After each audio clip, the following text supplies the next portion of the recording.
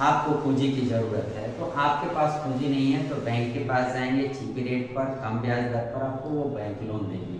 तो आपको जो लोन देगी वो इंटरेस्ट रेट हो जाएगा, यानी ब्याज दर हो जाएगा। और उसको जो लोन आरबीआई से बनना है वो बैंक रेट है, और ये बैंक रेट से क्या करेंगी वो। अब मान लीजिए कमर्शियल बैंक के पास पूंजी कम है तो ये पूंजी आरबीआई से लेगी।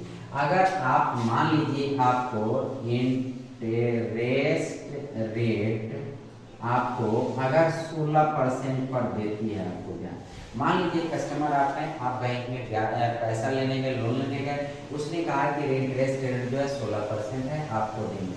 अब क्या करेंगे कि 16% आप देंगे, आपको दे देंगे, ठीक है ना। कौन देंगे? बैंक, कमर्शियल बैंक आपको देंगे। और आरबीआई का बैंक रेट अगर अभी जो है वो हमारा है, बैंक रेट अभी अगर 5.15% है। अब देखिए ये 16% है और ये 5% है, अप्रॉक्स ले लीजिए, तो 11% का अंतर है। तो अगर कमर्शियल बैंक के पास पैसा खुद का नहीं है तो आरबीआई से पैसा लेकर भी आपको लोन देगी तो भी उसको फायदा होगा। लेकिन अगर हम इसको बढ़ाकर बैंक रेट को अगर 10% कर दे तो इसका और इसका मार्जिनल जो हो जाएगा, अंतर जो हो जाएगा वो कितने परसेंट की हो जाएगी? 6% की हो जाएगी, ठीक है ना। अगर हम इसको 12% या मान लीजिए हमने 14% कर दिया बैंक रेट, तो क्या हो जाएगा? इसके बीच का अंतर जो हो जाएगा वो 2% की हो जाएगी।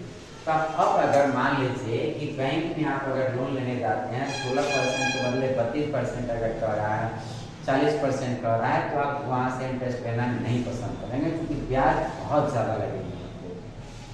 तो आप कस्टमर हैं, इस नाते ये भी चाहिएगा कि आपको सिंपल मतलब चीप रेट में यानी कम में ब्याज दर में आपको बैंक से लोन मिल जाए। ये आपकी प्राथमिकता है कि कम ब्याज दर में मिले, और बैंक ये ध्यान रख रही है आपकी बात का।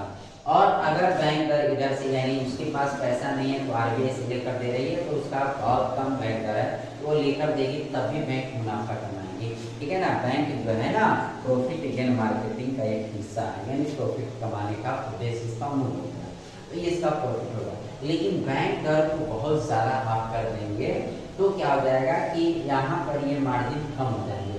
तो कोई भी कमर्शियल बैंक इस बढ़े हुए बैंक दर में आरबीआई से क्या करेगी? पैसा उधार लेकर आपको इंटरेस्ट पर देना पसंद नहीं करेगी और ये शांत हो जाएगी। तो इसका क्या परिणाम होगा से सुनिए। आरबीआई ये कमर्शियल बैंक जो है, ये कमर्शियल बैंक अब लोन ग्रांट करना नहीं चाहेगी, और लोन ग्रांट नहीं करना चाहेगी तो मार्केट में पैसे नहीं आएंगे। मार्केट का मतलब होता है ये पूरा देश को समझ, ये आप उसी कस्टमर आप हैं, उसी मार्केट का हिस्सा है। यानी आप एक कस्टमर थे, आपको एक लोन नहीं थे, एक इंडिविजुअल आपने सोचे, इसी तरह से पूरे इंडिया में कितने लोग होंगे जिसको ये बैंक लोन अब नहीं दे पाएगी due to the hike in bank rate.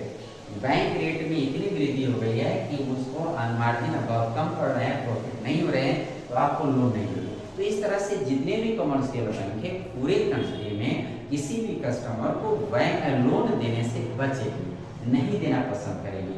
तो क्या होगा कि पब्लिक के पास पैसे की कमी रहेगी, तो वह परचेजिंग जो कैपेसिटी है यानी वस्तु की खरीदारी करने की यह नहीं कर पाएंगे। तो वस्तु की खरीदारी जब नहीं कर पाएंगे तो क्या हो जाएगा कि मार्केट में वस्तु कम बिकेगी, और कम बिकेगी तो मंदी का दौर आना शुरू होगा, फैक्ट्री की इनकम बंद हो जाएगी, यानी इंडस्ट्रियल जो सेक्टर है हमारा वह कम हो जाएगा, उससे मिलने वाले जो रेवेन्यू है यानी टैक्सेस है वो गवर्नमेंट को कम जाने लगेगी, और इससे हमारा राष्ट्रीय आय प्रभावित हो गया। तो आपने देखा राष्ट्रीय आय प्रभावित कैसे हो गया इससे। अब इसका ठीक उल्टा सोचिए कि इसका ठीक उल्टा सोचिए कि बैंक दर 14% है और ये 16% पर कस्टमर को बैंक कमर्शियल बैंक लोन दे रही है, तो इसको मुनाफा नहीं हो रहा है इसलिए नहीं दे रही थी। अब ये बैंक रेट 14 से घटाकर अगर 5 पर ला दिया जाता है तो ये कमर्शियल बैंक को यह लगेगा कि ये भाई इतने 5% पर लेकर हमको 16% पर देना है, 11% की मार्जिन है। एक मैं उदाहरण से समझा रहा हूँ, तो ये 11% मार्जिन है तब भी हम सॉरी 11% का प्रॉफिट है, तो हम क्यों ना, हमारे पास पैसा नहीं है तो हम क्यों ना हम बैंकों से, हम आरबीआई से हम बैंक रेट पर लोन लेकर और क्या करें, हम कमर्शियल बैंक हम क्या करें, कस्टमर को लोन लें। तो कमर्शियल बैंक आरबीआई से बैंक रेट पर लोन लेकर कस्टमर को देना सोचे। अब इस कंट्री में लाखों कस्टमर है, बहुत सारी कंपनियां हैं।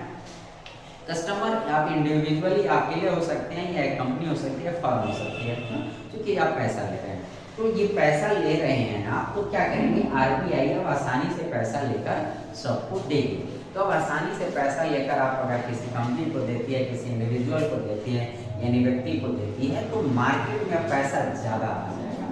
तो मार्केट में पैसा आ ज़्यादा, यानी लिक्विडिटी बढ़ गई मार्केट में। पहले स्थिति में क्या हुआ था, लिक्विडिटी घट गई थी, यानी पैसे का फ्लो कम हो गया था। इसमें पैसा मार्केट में बहुत घट गया कमर्शियल बैंक में आरबीआई से लेकर। अब मार्केट में पैसा फेंका जाएगा, तो इस पैसा से क्या हो जाएगा, खरीदारी होगी, यानी खरीदारी होगी, ठीक है ना, खरीदारी होगी। क्या क्या चीज की खरीदारी कर ली, मान लीजिए कि आपने बैंक से लोन लिया, तो आप घर बनाना चाहते हैं, तो घर में मटेरियल जो इस्तेमाल होता है उसको आप खरीदना शुरू करेंगे। आप हो सकता है कि कार लेना चाहते हैं, तो कार लोन लिया तो आपने कार खरीदना शुरू किया। अगर आप मान लीजिए कि लैंड खरीदना चाहते हैं, तो फिर वहां पर आपने हर जगह पर क्या किया, कमर्शियल बैंक ने पैसे के फ्लो को बढ़ा दिया, मार्केट में पैसे ज्यादा हो गए। तो मार्केट में डिफरेंट टाइप ऑफ ऑब्जेक्ट्स हैं, शुड बी बाउट, विभिन्न प्रकार की जो वस्तुएं हैं मार्केट में खरीदी जाने लगेगी, यानी मार्केट में वस्तुओं की क्या होगी, खरीदारी बढ़ जाएगी। क्योंकि मार्केट में जब खरीदारी बढ़ जाएगी इस कमर्शियल बैंक को लोन देने की अधिक की वजह से, तो क्या हो जाएगा कि मार्केट में लिक्विडिटी जो है, फ्लो का है करेंसी का, वो बढ़ जाएगा, यानी पैसा बहुत आ गया मार्केट में और हर वस्तु की खरीद हो रही है।